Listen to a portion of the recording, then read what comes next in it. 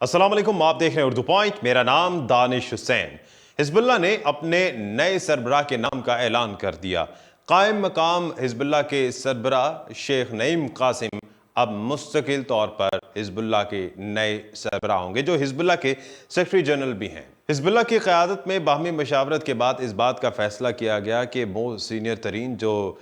شیخ نعیم قاسم ہیں، انہیں اب حزب اللہ کا نیا کمانڈر بنایا جائے گا۔ اس سے پہلے ہاشم صفی اللہ کا نام آ رہا تھا، اور چونکہ ہاشم صفی اللہ جو ہیں وہ حسن نصر اللہ کے ماموزاد کزن تھے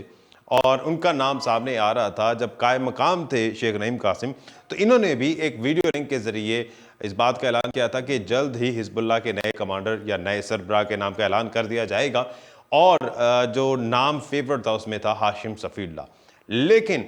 جب یہ نام منظر عام پر آیا تو اس کے بعد کچھ عرصہ ان کے بارے میں انہیں کہیں دیکھا نہیں گیا، اور اس کے بعد ایک فضائی حملے میں بیروت کے قریب ہی انہیں بھی شہید کر دیا گیا تھا، جس کے بعد اسرائیل نے بھی یہ کہا کہ ہم نے جتنے بھی اس لسٹ میں تھے حسن نصر اللہ کے بعد ان کو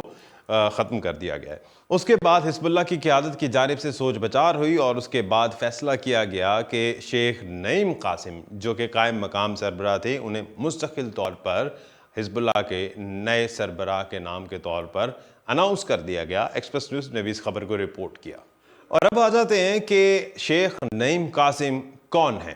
تو شیخ نعیم قاسم جن کی عمر 71 سال ہے اور مذہبی رہنما کے طور پر بھی جانے جاتے ہیں۔ حسن نصر اللہ کے بعد ایک اہم ترین رہنما کے نام پر شیخ نعیم قاسم کا نام آتا تھا، اور انہیں نمبر 2 کے نام سے بھی جانا جاتا تھا، اور ان کی وجہ شہرت تھی نمبر 2، اور وہ اس لیے کہا جاتا تھا کہ حسن نصر اللہ کے بعد یہ دوسرے لیڈر تھے جو کہ حزب اللہ کے اہم ترین لیڈر تھے، اور بانی رکن میں بھی حسن نصر اللہ کے بعد ان کا نام شامل ہوتا تھا۔ شیخ نعیم قاسم حزب اللہ کے سیکرٹری جنرل بھی ہیں، اور 1980 میں جب حزب اللہ کی بنیاد رکھی گئی تھی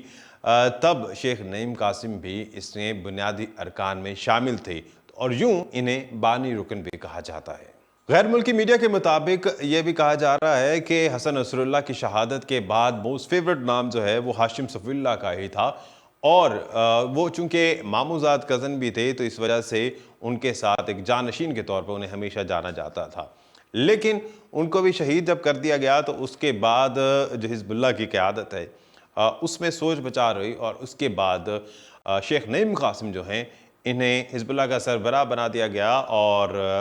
جو ایکسپریس نیوز نے بھی رپورٹ کیا جس میں کہا گیا ہے کہ شیخ نعیم قاسم جو ہیں انہیں بھی دھمکیاں موصول ہوئیں، اور اس کے بعد یہ بھی بیروت سے چلے گئے اور ایران منتقل ہو گئے۔